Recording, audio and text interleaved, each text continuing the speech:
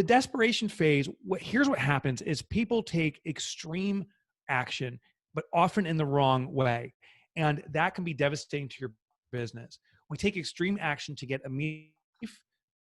The toilet paper run is because we're like, oh, I don't know how much toilet paper. That's something I can focus on. Let me do. And someone in our neighborhood, at least the stories going around, has a garage full of toilet paper. That's like I don't know how many years of supply that is, but a garage packed with toilet paper. And when you look at the behavior from the outside, it's like that is just crazy. But for some of us, taking that extreme action gives us relief in the moment. And I'm going to give you an example of how this works out. There's a thing called the survival trap. But my goal and my intent for our call together today is to very quickly move us to the evaluation phase. The evaluation phase is a tenuous but important consideration. It's either we evaluate and we see opportunity, or we get stuck in the evaluation, analysis paralysis.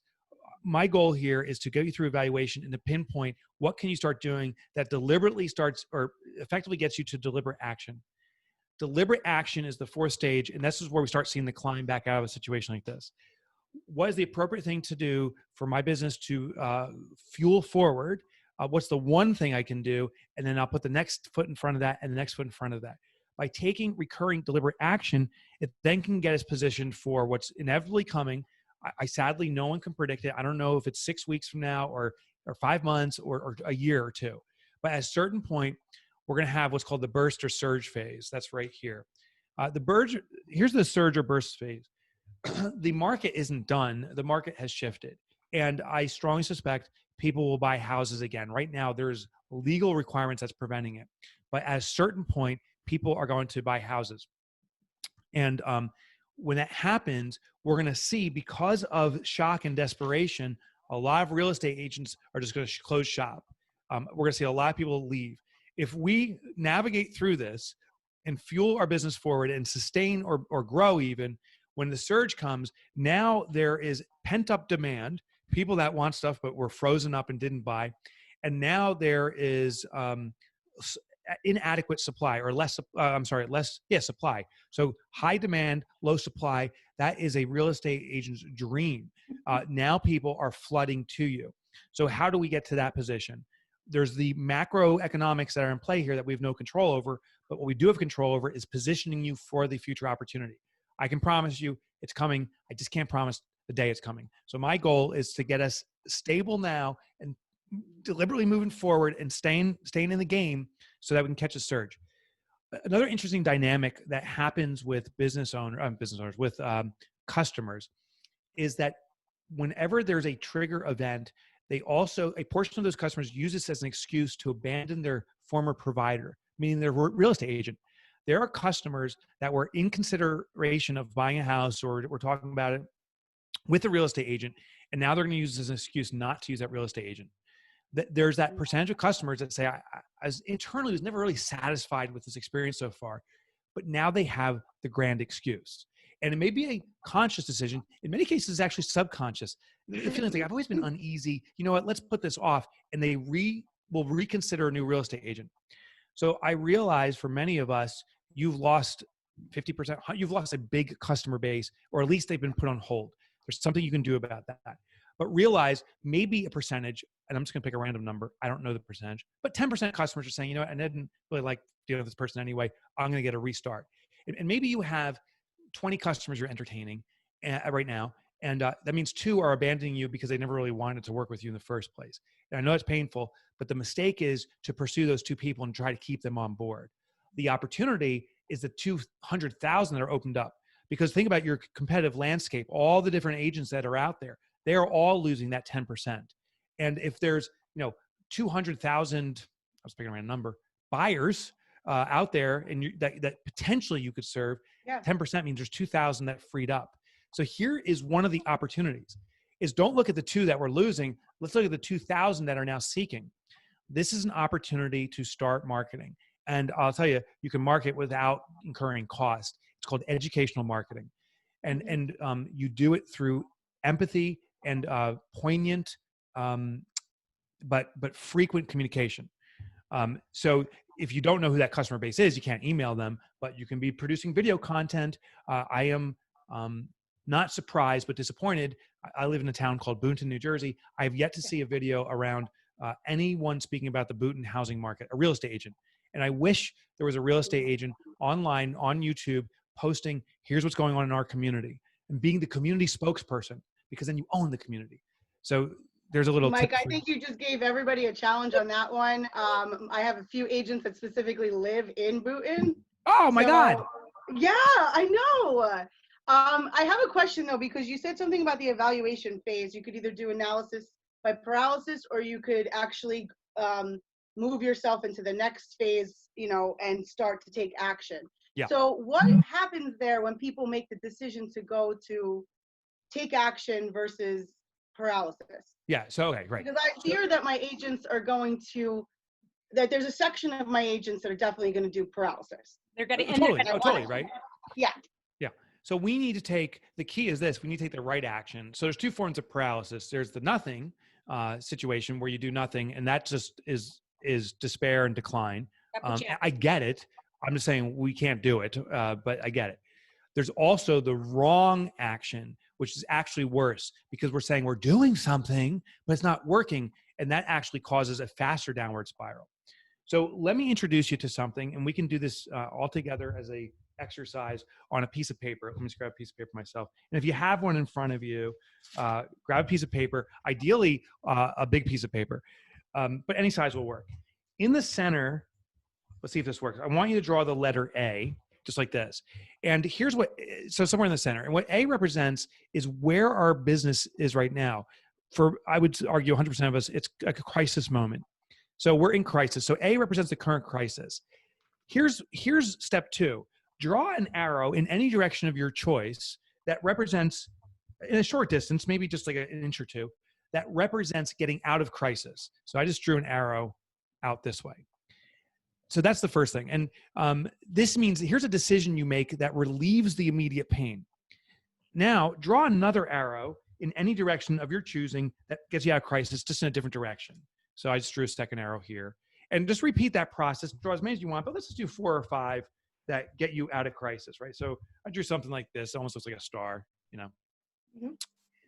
This is how most business owners respond, or real estate agents respond to a situation, and most of humanity, is we're in crisis. We consider the immediate choices we have in front of us. We act on one of them, and it gets us out of crisis, which is wonderful. Except we're back in crisis the next day. And this is what I call the survival trap. Now, what I want you to do, here's a challenge. I want you to draw the letter B and circle it in the bottom left corner of that paper. And maybe you two can show it. I'm curious how many of your arrows pointed to B. And chances are very few or none, some. None. Okay, you got the none. What'd you get, Julie? Only, I had one. One. Okay, good. So, right. So I had one going in the right direction. This is, B is the right choice. And I'm going to tell you, of course, how to get to the right choice, but B is the right choice. Now, what we have to realize, and what the significance of this graphic is when we are simply considering crisis and not where we need to go, any action we take gives us relief. So it feels good, but it often will take us in the wrong direction. Actually, some decisions take us in the polar opposite direction of where we need to be. So what we need to do is first, not take action, first consider what do we need for our business, because that creates the channel. And once you know the channel we need to move in, now decisions that are consistent with that will move our business forward. And it makes the decision-making much more easy. So clarity on the immediate need for our business as opposed to what gets us out of crisis. And that moves us forward. And just finishing out this graphic, if you took a direction different than B, it simply gets you to a new A. And what happens is it presents itself with, multiple arrows out again. So that's my new A, which then gets me to whatever choice I choose, yet another A. And you'll see most businesses start going in this circuitous cyclical pattern saying, it's getting worse. I'm not moving forward, because we don't know what forward is. Okay. Wow. Demonstrative. And I know everyone's sitting there saying, well, cut the bullshit, Mike. Give me the answer out. So we'll get to that right now. I think a lot of people are in that little rat race right there of, I think I'm out. Oh my gosh, I'm not out. I'm overwhelmed. Yes. So if you're experiencing that, you are normal and you are human. And what we need to do is put confines around what you're doing. I'm going to first show you a super shortcut. I got my little handouts here that I just want to be your hack tool going forward, maybe for the rest of your life. It's called the 10-10-10 method. Oh, if you want the domain, it says recession response. So you can just Google recession response or go to Yeah. recessionresponse.com if you want it. And we put But- it in the chat. Okay. Yeah, put in the chat, recessionresponse.com. And you don't have to sign up or any of that stuff. It's totally free. And download what you want, take what you want, ditch what you don't. Okay. All this stuff is up there, by the way. And there's lots of great resources there. Yeah. Thank you. Thanks for saying that. So this is called the 10-10-10 method. It is not my method. Susie Welsh wrote this. She was the wife of Jack Welch, who recently passed away. But she wrote what I believe is an extraordinary book. But admittedly, you don't need the book once you understand this concept. But if you want to explore, I encourage you to get the book. Here's what she pointed out is the proclivity of humanity, is that when we are in crisis, point A, and getting out, our consideration, we put an extraordinary amount of significance on the immediate impact, the immediate relief, but not long-term consideration. So many people get immediate relief with long-term agony. So she wanted to develop this tool that gives us a full perspective so we can make more thoughtful considerations and decisions. So this is the method. Whatever you're deciding right now in this moment, just for that consideration. If I, I heard cutting costs, which could be a very appropriate move.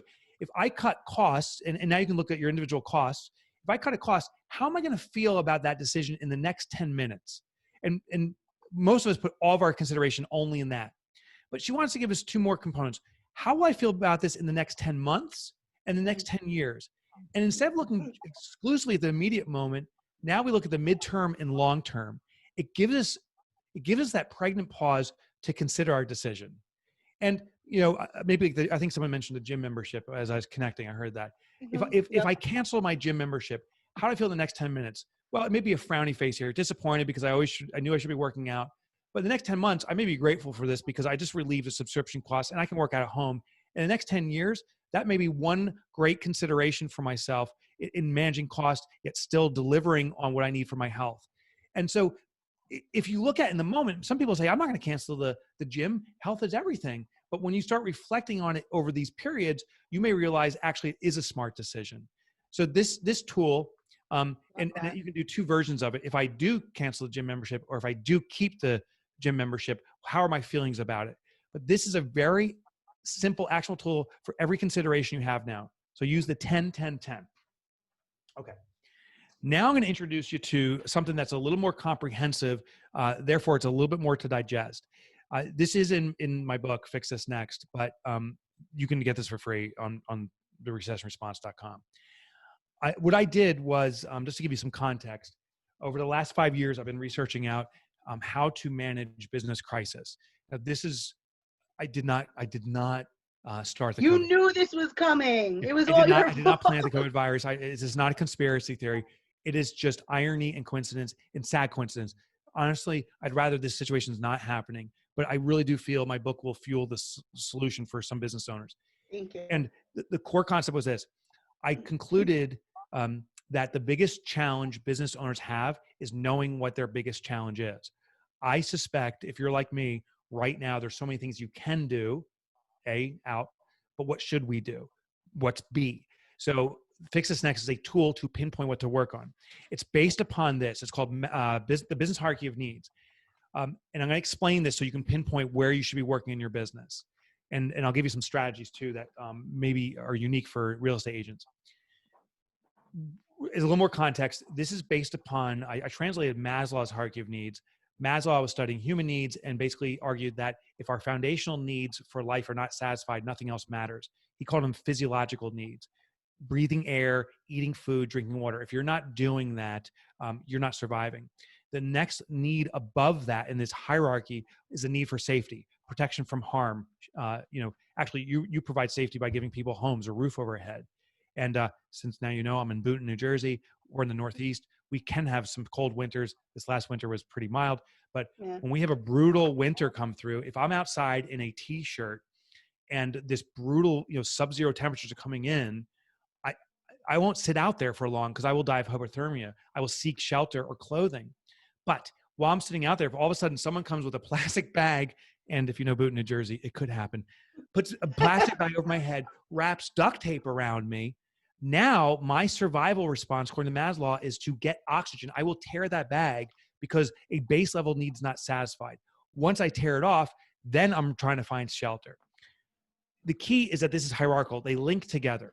So just with that base understanding, this is very similar to Maslow's hierarchy of needs, but it's the business hierarchy of needs.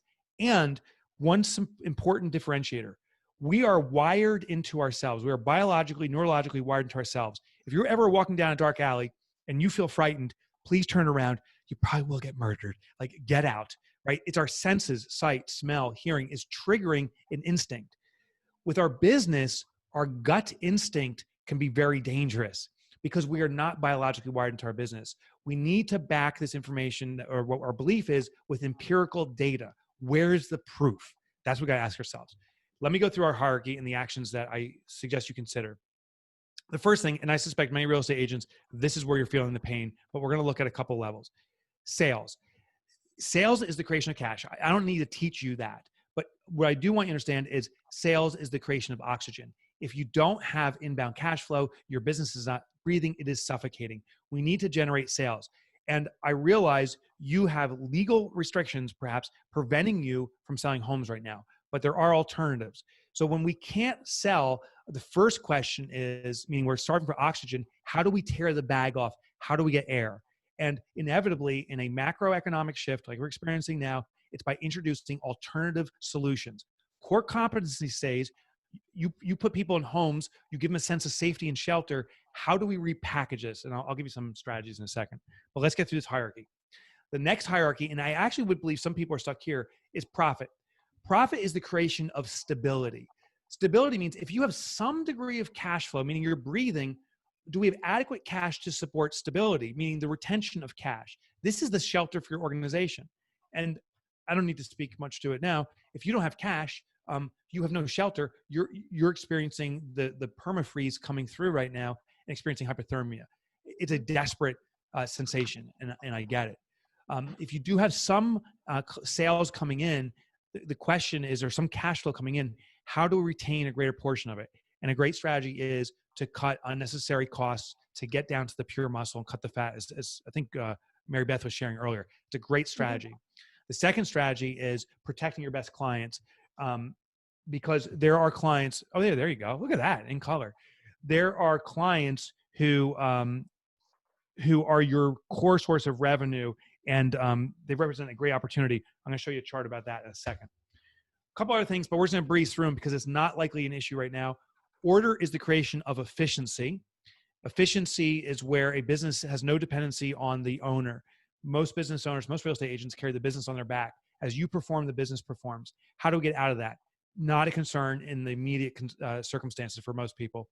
Next level is impact. This is actually inherent to elite real estate agents. Get this. It's actually not about the transaction. It's about the transformation. It's your service to a client beyond purchasing a home or a place to live. You are changing their lives for the better. And that causes the greatest form of loyalty. The highest level is called legacy. That's creation of permanence. Interesting thing I discovered about this is where business owners discover that they were actually never business owners. They were business stewards. You created something of significance that is beyond you. It's meant to live on its own. But in crisis, it's really these two base levels we need to talk about. So I want to give you some strategies here. First question is, do I have any sales coming in? If you have nothing or a drip, we need to repackage our offerings is one consideration. And the method to do that I am proposing is called the one-step back method. I'm making Julie and Mary Beth print stuff out on the fly here. Sorry. Oh, you are good. So there's the one-step back method. Again, if you just want to download yourself, you can go to this website. But here's how it works. Consider your final offering. I'm going to use an example of restaurants just so we can get an illustration. And then maybe we can even talk about the real estate industry. But when it comes to restaurants are shut down. They're a gathering point, right? The final delivery historically for restaurants is the delivery of food to a table, right? That's the final thing. And then the people there eat the food. We ask ourselves, what happens one step immediately prior to that? Well, one step prior to delivering food on the table, I carry the food to the table. So carrying food, or carry out, takeout food is an obvious solution. And you see some businesses doing it. In fact, there's a place locally here, a restaurant that teamed up with a food truck. Collaborative opportunities are always an option in these situations. Teamed up with a food truck. The food truck is doing runs to different neighborhoods, and this restaurant has become a kitchen. Very smart strategy. They took that concept of carry out and they expanded on it. Immediately, so we go another one step back. So one step back in the deliverable is what do you do immediately prior to delivering food to the table? Well, what we do is we prepare the food. Okay, so let's talk about that. There's a chef in the kitchen preparing menus, and there's probably the top 10 or 15 favorite dishes. Now what we can do is we can sell the recipes to our client. We can film the chef preparing these, and she can teach the community, here's how you prepare your favorite meal now at home. She could do a training over Zoom, kind of like we're doing now, and do live sessions saying, gather your family. We're gonna have 10 families, and we're gonna have a celebration over your favorite meal together. And that's a new offering, a new subscription. You can go, again, one step back. You can keep on rewinding. One step prior would be the procurement of raw materials, if you will, for a restaurant, which is meats, vegetables. Now you can procure that, divide it up, and sell those. Now you become like a Blue Apron for your community. Yeah. So the offerings exist. What we need to do is, if you're realize what your final offering is. You provide someone with a home in a new community. Well, what happens right prior to delivering that home? Maybe it's contract negotiations. And you go, so maybe there's finding the buyer and the seller and making a match. Maybe you're a matchmaker now. And so maybe you can start communicating with your prospect and client base saying, this is not the time to buy a home, but this is the time to find a home. That this is probably the greatest opportunity you've ever experienced. We have a brand new offering that we're charging a small subscription fee, and we're going to start the hunt for you. Because when you are ready for the market and the market comes back, you're going to be positioned to be one of the first in the market, giving you the best opportunity. And you can, of course, flip this to the seller side and say, you're looking to sell the home. It's not possible to sell a home right now, but we can strategically position you that when the market comes back, that you're in the right position. I have a subscription service for this to make you the preeminent listing effectively. So you're making matchmaking services. One real estate agent I was talking with, who actually is a Keller Williams agent, I won't mention her name. We were talking about strategies, and it's like, oh my gosh, she can start positioning herself as the authority in this space. She's running communal events. She has the local fire chief, the police, the mayor, and she's doing these communal events for potential buyers that want to move into the market, saying what's going on in our community right now. And showing enthusiasm, excitement for people coming into the community. And she's providing this educational platform. It's a marketing position. She's not selling that, but there is a sales opportunity there. What we have to realize is your final offering is a culmination of many mini offerings. There's lots of stuff you're doing. You need to rewind and do this in reverse, your final offering and all the steps you take to get there. Then circle the things that are basically mini offerings, and that can become a new offering. Another technique, reach out to your client base.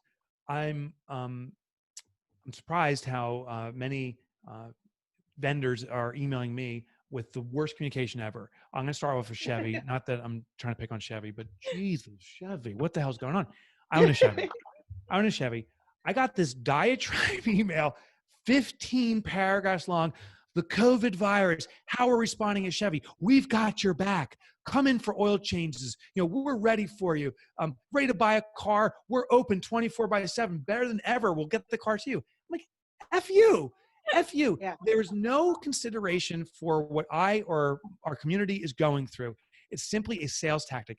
That's called being opportunistic. Chevy, I hate to say this publicly, has gone down a ratch in my rankings because of that communication. Conversely, United, a company I used to loathe, I'm actually starting to gain some respect for. I fly United, or used to when they were flying. I fly United, and their email was said, we just want to thank you for your past loyalty. We can't imagine the circumstances you're going through right now. We just want you to know that because you're a frequent flyer, don't worry about your status. We got you covered for another 1.5 years. And that was it. I'm like, oh, that's a nice little thing. I got an email 2 days later. It said, hey, if you need to cancel flights because you haven't canceled all your flights, maybe you just want to be aware you can cancel these. And by the way, no cancellation fees, reschedule whenever you want. We got your back. I'm like, hey, that's the key to communication right now. We need to communicate more frequently in bite-sized, tangible, of-service communications. not like I'm ready to sell all this crap to you. Yeah. Of service communications, bite-sized, tangible stuff. How I'm doing with my customer base is kind of what you're experiencing now. I have all these things I want to show you. These are bite-sized, tangible things. I'm giving you a list of them so you can take action on it. But with my own community, I am constantly dripping out small bite-sized pieces. And what it does is it builds affinity. Also, I've asked probably the most important question, and I want to challenge you to do the same. Any of your existing prospects or your past clients saying, we have a new normal here. Is there a way that I can be of service to you? How can I service you now? And I did this with my constituency. And the most interesting feedback I got, which I didn't expect, was I am so fearful of the situation. I don't have any confidence. I'm frozen. Just if you can give me direction on building confidence, I'd appreciate it. So it's like, okay, that's my new mission here. And I've been working on strategies around building confidence. And I got a cool little hack now that we're rolling out. And if you want, I can share it too here. So, but here's my point of this is reach out to your customers, reach out to them by being of service, and then ask them, is there something that I can do for you now? And let them tell you what the new normal is. Sadly, I shouldn't say sadly, as an opportunity, very few companies are doing this. If you do this as a real estate agent, I bet you'll stand out from 99.9% of the other real estate agents. If you don't have a list, you can do this vocally, get that YouTube channel going, as I shared, and just start sharing about the community. Interview the mayor of your town immediately, of the towns you represent, and get a YouTube saying, this is how our town's responding to COVID. And this is how it's affecting our real estate market, or here's the opportunity, and interview all of these other experts from the community, because that's what you sell. You don't sell houses, you sell belonging to a community. Am I getting too pumped up? No, this is No, I love what you're saying. We got this. You know, here's the next thing I want to show you. We're doing something like what you're saying is we are matchmakers, right? As in the real estate industry, we are matchmakers, and that should never stop. And I think you made a great point is we could be looking for inventory for buyers. We know what the buyers and sellers are always looking for in the specific towns. So why not just start calling into the communities, checking in first, so obviously to see if everybody's okay. And then the next round is, hey, by the way, here's how we're doing right now. Here's what we are doing. Are you interested in selling? And then putting them on a list of exclusive properties to hit the market when this does open up, and potentially sell them before they even go to market. Exactly. I love that. And that's the opportunity. And that's thought forward. Like, you're thinking, where's the opportunity here? I do want to make one distinction. Is there is what's called opportunistic selling, and there's opportunity selling, and they are radically different. Opportunistic, by my definition, is where we take advantage of someone's disadvantage. Opportunity selling is where you realize you are the best at what you do, and that if a client is going to take an action of purchasing or doing something, that if they went with something else, it would be their loss because you're of better service. If you have something that's better than your competition, you have an effing responsibility in this market to get noticed, to stand up, to market. I'm talking to so many business owners that say it's not appropriate now to sell myself. And I'm like, it's not appropriate to take opportunity of people's disadvantage. That's what Chevy was doing. It's an opportunity for people to become aware of you, because if you truly believe you have the best offering, they are going to buy at a certain point. And sadly, there's a lot of unscrupulous people right now that are moving in and taking advantage of people's desperation. They're opportunistic. So we have a freaking responsibility to step up the game, to block out the unscrupulous and deliver integrally, to be caring for people. So this is not a time to shirk. It's a time to stand up. I love that. Like, shame on us if we don't, right? What are they going to be left with? I said, shame on us if we don't. Who will they be left with? Exactly. And exactly. That's exactly what's going to happen. And sadly, those some real estate agents that are great real estate agents are in that shock and desperation stage, and it's going to burn out. So we have to do this, but the only way to do it is in small bites. Like, if I think the other mistake is, I've got this and I'm going to be of such great service, and we start giving, and then we start compromising ourselves and our ability to give, and then we wipe ourselves out. So how do we do this, that we're of service, but we're also of service to ourselves, that we're generating revenue? You have a responsibility to sell, to care for your customers, and equally a responsibility to generate revenue for your business, because if you can't sustain. So you have to care for yourself. This is not about flogging. Yeah. Mike, on your YouTube channel, you have like 2-minute quick videos that you're saying, I got this question from Mary Beth yesterday, and I just thought some of you might want this information as well. So here we go. And it's just 2 minutes. 2-minute bites. That's exactly. Yeah. And actually, here's what I'm finding about YouTube videos specifically, because this is an opportunity for all of us. You don't have to have like a huge YouTube channel. You don't even have to have a YouTube channel. This can be your first video.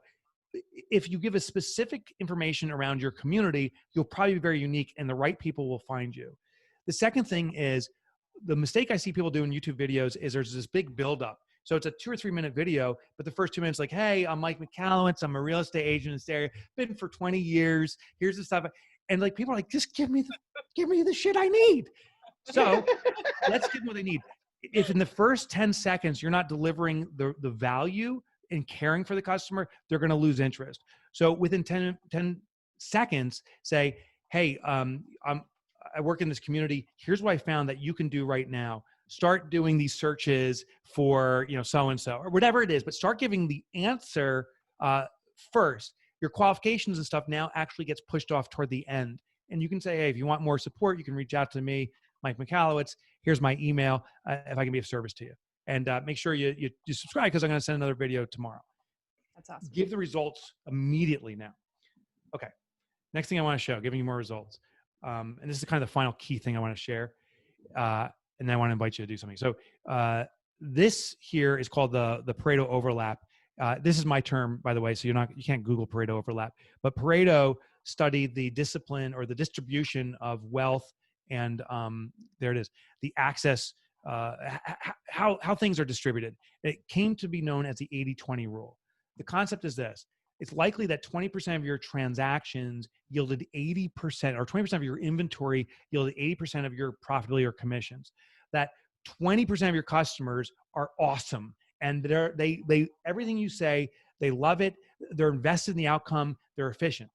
Now, Pareto principle also works in the reverse. There is that base of customers that just suck ass. That 20% customers, it's just like, are they even human? Like, who are these monsters? Never satisfied. I got to see 7,000 properties. I'll find fault in everything, and you're the reason this sucks. Some of them can even come threatening. You wait until you see the Yelp review I'm doing, how crappy you are. Well, the Pareto overlap is realizing you have great customers and bad customers. You have great offerings, meaning great inventory, and bad inventory. Here's the 4 scenarios.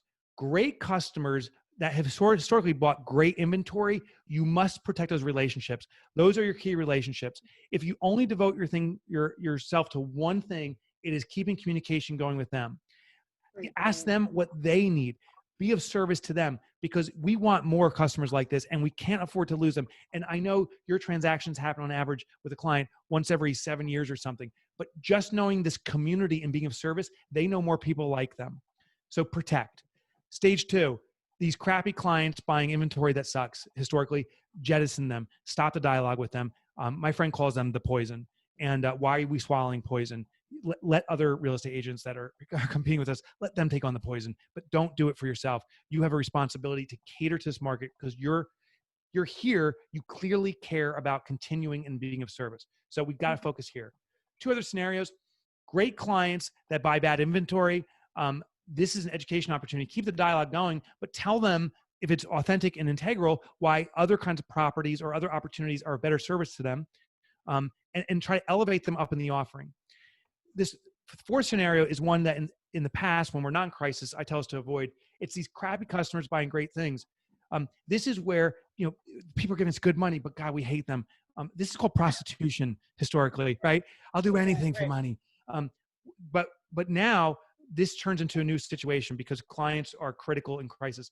This is a hard conversation, but it's a call to the customer saying, listen, if we're going to continue to do business together in the future, I need new behavioral standards. We're not going to look at 7,000 properties. And if that's what you need, I'm not going to be of service to you.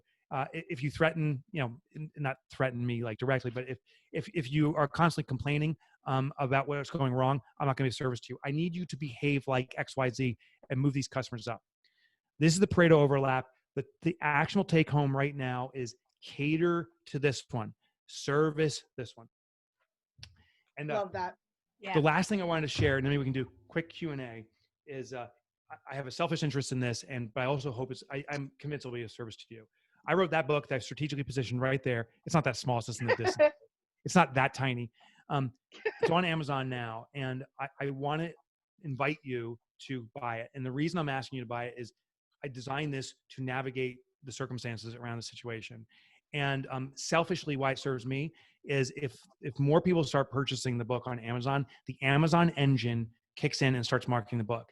Sadly, and this is just my own concerns, is the books and the things that are popular on Amazon right now are children's books, which is good, and weaponizing and harming other people. And that, I don't like that.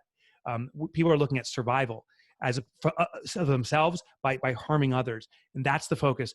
And I want business owners, I want our survival to be on the backbone of small business because we are the economy. So I want business books to win. So that's my selfish interest. If you do decide to buy it, I appreciate it tremendously. The book will be of service to you. That's my guarantee. And you'll also be of service to a greater purpose I'm trying to serve. So thank you. As a small thank you to you and the people who, the agents and leadership that have been joining us for the past few weeks. We, anyone who shares our Facebook page, we're doing a little raffle next week, and we're going to pre-order them each two. We're going to do 2 copies, so that way on thank you. 28th, when it releases, it'll be headed to their home. We've already purchased ours, so. Thank you so much for doing that. That means a lot to me.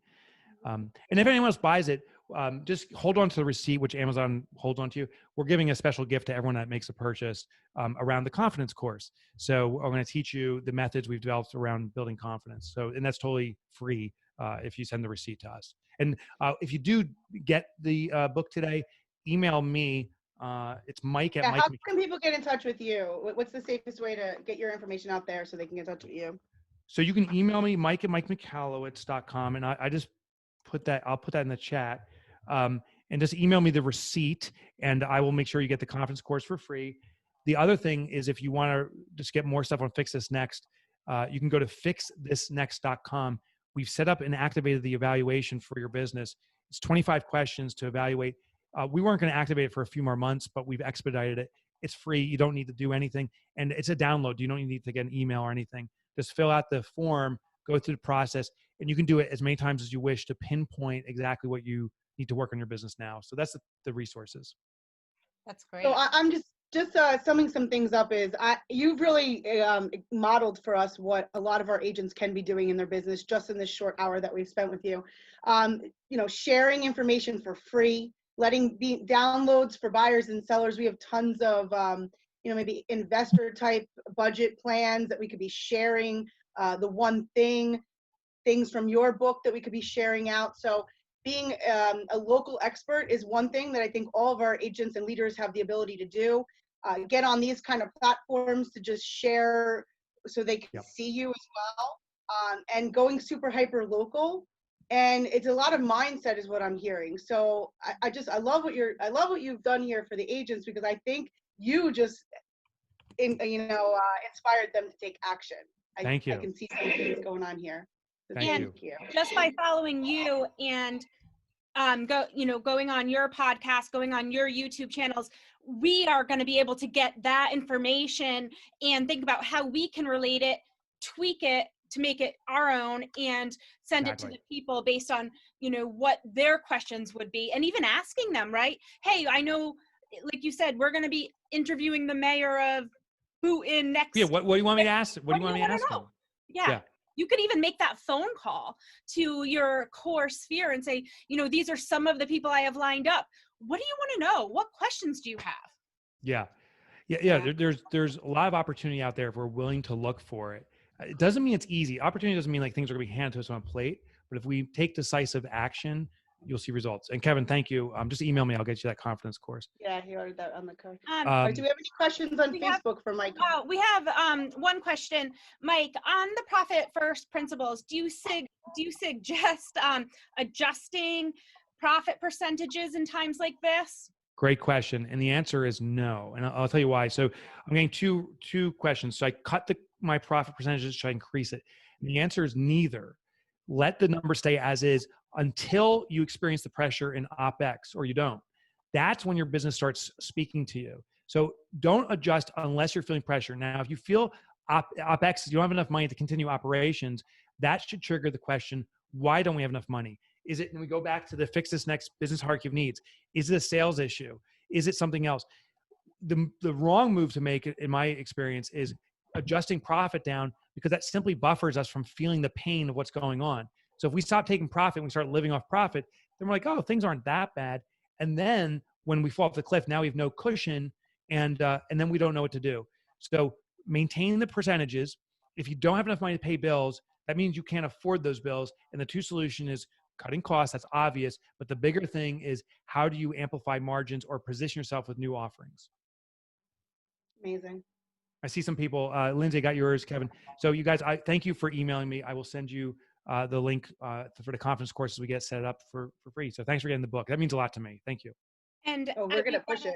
We've got a lot of questions here for your resources, you guys. We will go ahead and post all the links for his resources. They're in these chats as well, but we'll post them in our Facebook group. So you can hop right into that afterwards, and we'll have all the resources for where to find all of the PDFs, where, as well as other his podcast and whatnot. And hopefully you'll, before you hop onto your next call, hopefully everybody will go ahead and purchase Fix This Next. Yeah, I appreciate that. And I know it will be a service to you. I do have to go. I just want to share one final thing is no question, the world has punched us in the face and given us a bloody nose. And I know it's absurd for the world to ask, but the world's also saying, please save me now. Real estate agents, small business owners are needed more than ever. And I know it sounds crazy because we're all bloodied up now, but we do have to stand up and step forward. So do that. I'm wishing you tremendous success and hope you kick some ass. Thank you, Mike. We really thank you so much. Appreciate you all. Take care. Thanks, Bye. Mike. Bye, everyone. Bye, Wishing you well. Health and wealth. Oh, well. All right, Mary Beth. So I think that's a wrap for us. And we are going to be back here on Monday with Mo Anderson. Yes.